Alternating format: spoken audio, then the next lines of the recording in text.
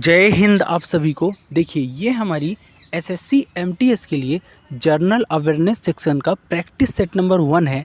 यानी कि आज से हम जर्नल अवेयरनेस के लिए प्रैक्टिस सेट शुरू कर रहे हैं।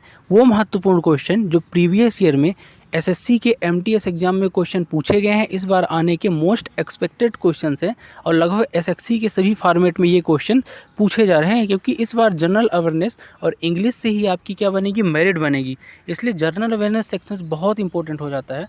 तो वीडियो को बड़े ध्यान से देखना है। आज के सेगमेंट को पहले क्वेश्चन से शुरू करेंगे। पहला क्वेश्चन है, इब्न बतूता के भारत आने पर दिल्ली सल्तनत के शासक कौन था। तो देखो, जब इब्न बतूता भारत आया था उस समय दिल्ली सल्तनत का मोहम्मद बिन तुगलक शासक था। ठीक है, और बात करूं तो इब्न बतूता जो है ना, ये 1333 से 1347 जो मोहम्मद बिन तुगलक का शासनकाल था उस समय आया था। ये मोरक्को का निवासी है। कहाँ का, अगर पूछता है तो बताना मोरक्को का निवासी है। अगला देखेंगे कि लोहे में जंग लगना एक डॉट डॉट है। तो लोहे में जंग लगना एक प्रकार का रासायनिक परिवर्तन है। दो परिवर्तन होते हैं, भौतिक और रासायनिक।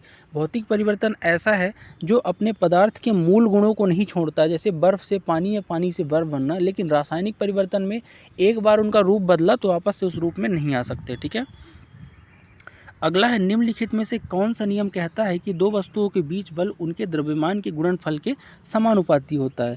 तो ये जो नियम कहता है ना, ये कहता है F प्रोपोर्शनल m1 m2 बटे आर स्क्वायर। जो फार्मूला होता है आप लोगों ने सुना होगा कि अगर F प्रोपोर्शनल करता हूँ m1 m2, वही बात है कि दो वस्तुओं के बीच जो बल है उनके द्रव्यमान के गुणनफल m1 m2 द्रव्यमान है उनके समानुपाती होता है। तो ये चीज़ बोलता कौन है, तो गुरुत्वाकर्षण का नियम बोलता है। ठीक है, और जैसे ही प्रोपोर्शनल हटाओगे तो क्या आ जाता है, इसका पूरा फार्मूला जी आ जाता है। यानी जी यहाँ जुड़ जाएगा, F बराबर जी m1 m2 बटे आर स्क्वायर। नीचे आर स्क्वायर भी रहेगा, याद रखना। आर स्क्वायर यानी दूरी है, m1 m2 आपका मास है। अगला क्वेश्चन देखेंगे कि उत्तम थुल्लाल और कुडियाट्टम नृत्य डॉट डॉट राज्य से संबंधित हैं। तो उत्तम थुल्लाल और कुडियाट्टम जो नृत्य है, बहुत इंपॉर्टेंट क्वेश्चन है, ये केरल से संबंधित लोक नृत्य हैं। ठीक है, नेक्स्ट है, निम्नलिखित में से कौन सा द लॉन्गेस्ट रेस पुस्तक के लेखक हैं। तो द लॉन्गेस्ट रेस पुस्तक के लेखक जो है ना, ये आपके हैं Tom Alter. Tom Alter the longest race के लेखक हैं।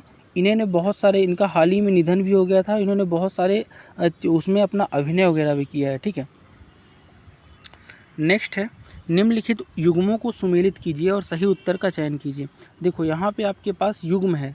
ठीक है, कुछ इस तरह से 1 2 3 लिखा था, फिर ABCD उसके ऊपर लिखा था, इसको सुमेलित करना था। तो मैं डायरेक्ट आपको बता देता हूँ कि चारों सुमेलित हैं। कि पूर्ण प्रतिस्पर्धा जो है ना, ये इसका हो जाएगा आपका, बड़ी संख्या में क्रेता और विक्रेता होते हैं जिसमें पूर्ण कंपटीशन होता है।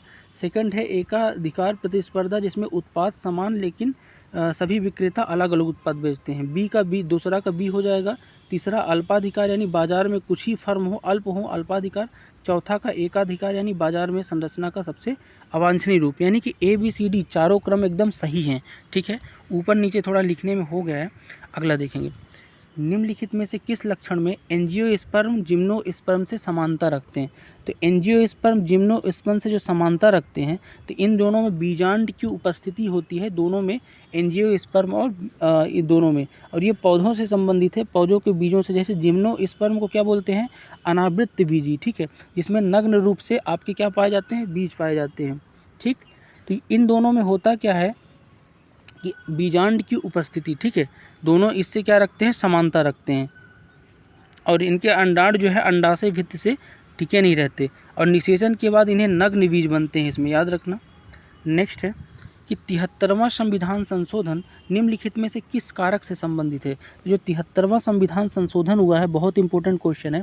ये जो है आपका पंचायती राज अधिनियम संबंधित है, जिसमें महिलाओं को 33% आरक्षण प्रदान किया गया था। कितने परसेंट, 33% आरक्षण महिलाओं को दिया गया था।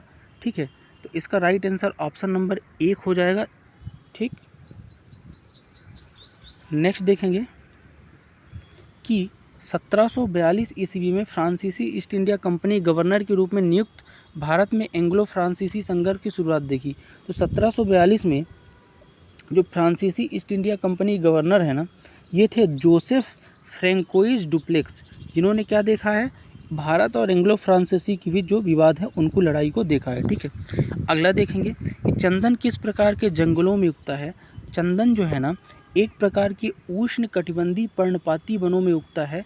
उष्ण कटिबंधीय पर्णपाती वन वो होते हैं जो आपके गर्म जलवायु में और साथ में ये जो होते हैं आपके शुष्क पत्तों को अपने गिरा देते हैं जंगलों में। तो ये आपका राइट आंसर हो जाएगा।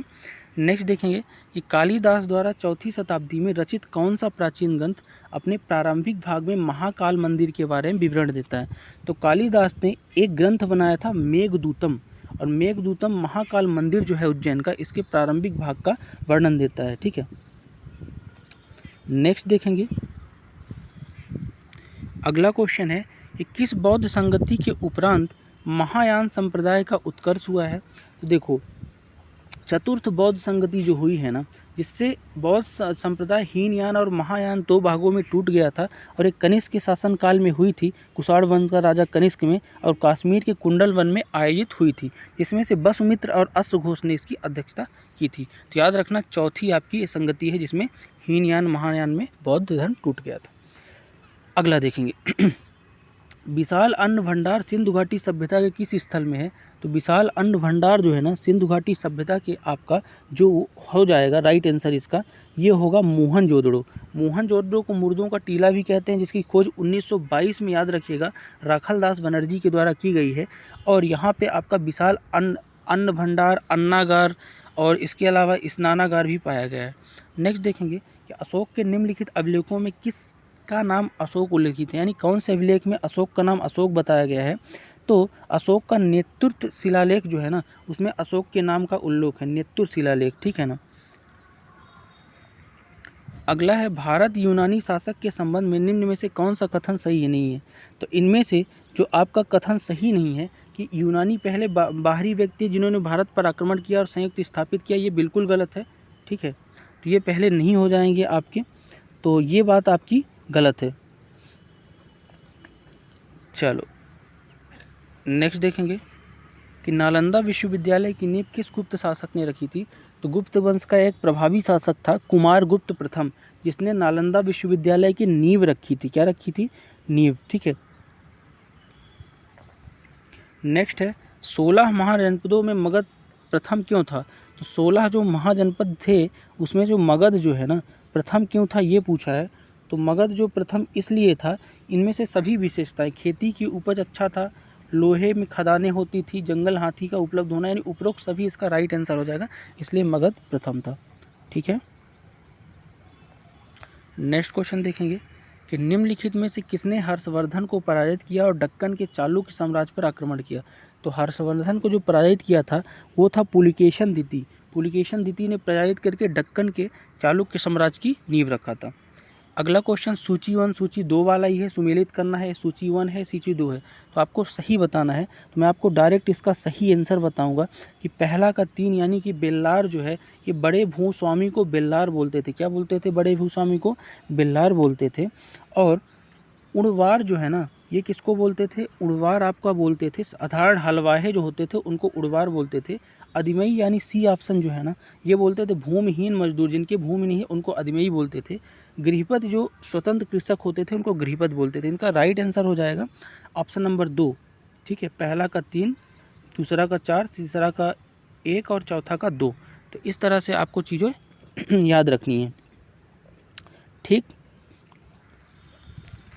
नेक्स्ट क्वेश्चन है कि हर्षचरित कन्नौज के शासक हर्षवर्धन की जीवनी किस भाषा में उनके दरबारी कवि बाणभट्ट द्वारा लिखी गई। तो हर्षचरित जो लिखी गई है बाणभट्ट द्वारा, और ये जो है ना संस्कृत भाषा में लिखी गई थी। ठीक है, सम्राट हर्षवर्धन की। नेक्स्ट है गुप्त राजा चंद्रगुप्त द्वितीय से जुड़े विक्रम संवत ने इसे निम्नलिखित में से किस राजवंश पर जीत के निशान के रूप में स्थापित किया है। तो चंद्रगुप्त द्वितीय जो है ना विक्रम संवत इसलिए लाया है क्योंकि शकों पर इनने क्या किया था, जीत के निशान के रूप में विक्रम संवत प्रारंभ किया था। ठीक है, अगला है ऋग्वेद में निम्नलिखित में किस नदी का उल्लेख नहीं है। तो इनमें से जो नर्मदा नदी है ना, इसका ऋग्वेद में उल्लेख नहीं है। गंगा, यमुना और सरस्वती का उल्लेख है, याद रखना है आपको। अगर मैं बात करूं ऋग्वेद में 10 नदियों का उल्लेख मुतला है, कौन कौन सी थोड़ा देख लेते हैं। तो गंगा, यमुना, सरस्वती, शतुत्री, पुरुषनी, अस्किनी, मधुता, वितिता, विस्तता और आर्किया और सुमोम, ये नदियाँ जो है ना, इसका किसका वर्णन है? आपका ऋग्वेद वर्णन है। और सतजुल जो है ना उसको सुतुद्री कहते थे। ठीक है, चलो नेक्स्ट क्वेश्चन देखेंगे कि बुद्ध की जीवन से जुड़ी घटनाओं से जुड़े हुए प्रतीकों में स्तूप चिन्ह किसका प्रतीक है। तो बौद्ध स्तूप जो प्रतीक है ना, बुद्ध की मृत्यु या महापरिनिर्वाण बोलते हैं इसको, इससे संबंधित है क्या, स्तूप है ना, बौद्ध स्तूप, महापरिनिर्वाण या मृत्यु बोलते हैं। नेक्स्ट है, भारत में पाषाण युग के संदर्भ में मिट्टी के बर्तन सबसे पहले कहाँ मिलते हैं। तो भारत में पाषाण युग में मिट्टी के बर्तन जो है ना सबसे पहले कहाँ मिलते हैं, नवपाषाण युग में मिलते हैं। तो नवपाषाण युग राइट आंसर हो जाएगा। अगला देखेंगे, महाजनपद युग के दौरान डाट डाट को भारत के नाम से जाना जाता है। तो महाजनपद का जो युग में है ना, इसको भारत के किसके नाम से जाना जाता है। तो इसको जो एक सेकंड, हाँ, महाजनपद युग के दौरान जो भाग है, भाग को किसके नाम से, तो भाग एक प्रकार का कृषि उत्पादों का कर होता था, यानी कृषि उत्पादों पे जो टैक्स लगाते थे महाजनपद पे 1/6 हिस्सा, यानी जितना भी उपज होगी 1/6 हिस्सा भाग लगाते थे टैक्स, उसी को भाग बोलते थे। नेक्स्ट है, बिहार में विक्रमशिला विश्वविद्यालय की स्थापना किसने की। तो विक्रमशिला विश्वविद्यालय की स्थापना जो बिहार में है ना, ये धर्मपाल द्वारा की गई थी। किसके द्वारा, धर्मपाल के द्वारा। और नालंदा विश्वविद्यालय का जीर्णोद्धार भी इसी ने कराया था। अगला है कि चोल युग में ग्राम प्रशासन के अंतर्गत एरिवारियम क्या थी। तो एरिवारियम जो है ना, ग्राम प्रशासन के अंतर्गत जो थी वो एक प्रकार की तड़ाग समिति थी। क्या थी, तड़ाग समिति। ठीक है, नेक्स्ट है, निम्नलिखित में से 1193 में कौन सी घटना हुई जब पृथ्वीराज चौहान को मोहम्मद गोरी ने पराजित किया था। तो तराइन की युद्ध जो हुआ था उसमें 91-92 में पराजित कर दिया था चौहान को, पृथ्वीराज चौहान को गोरी ने। तो उसके बाद हुआ क्या था कि चौहान वंश का अंत हो गया था। इसके बाद सीधी सी बात है, अंत हो जाएगा। और राजा अजयपाल चौहान ने 7वीं शताब्दी में चौहान वंश की स्थापना की थी। याद रखिएगा, सॉरी, चौहान वंश की स्थापना नहीं, अजयपाल ने 7वीं शताब्दी में अजमेर की स्थापना की थी। ठीक है, नेक्स्ट है कि भारत में राजपूत राज्यों के पतन संबंध में निम्नलिखित में से कथनों पर विचार कीजिए। तो राजपूत जो राज्य हैं इनका पतन क्यों हुआ भारत में, ये बताना है। तो इसका सबसे बड़ा जो कारण था ना कि इनकी एक पुरानी सैन्य व्यवस्था थी, यही कारण आपका राइट हो जाएगा, यानी केवल एक हो जाएगा, इसमें पुरानी सैन्य व्यवस्था थी। दिल्ली की पहली और एकमात्र महिला सुल्तान कौन थी। तो दिल्ली की पहली महिला सुल्तान सभी को लगभग पता होगा, और एकमात्र जो थी रजिया सुल्ताना थी, जो इल्तुतमिश की क्या थी, बेटी थी। इनके शासनकाल की बात करूं तो 1236 से लेकर 1240 तक ये ईस्वी तक रही हैं।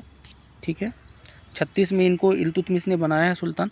अगला देखेंगे कि सल्तनत काल के दौरान निम्नलिखित में से किसने संस्कृत के बारे में राय व्यक्त की कि यह पुरानी भाषा थी और आम लोग इसे नहीं जानते थे, केवल ब्राह्मण ही जानते थे। ये जो बात बोली है ना, ये बोली थी अमीर खुसरो ने कि संस्कृत जो है ना एक पुरानी भाषा है जिसे केवल पंडित ही जानते हैं।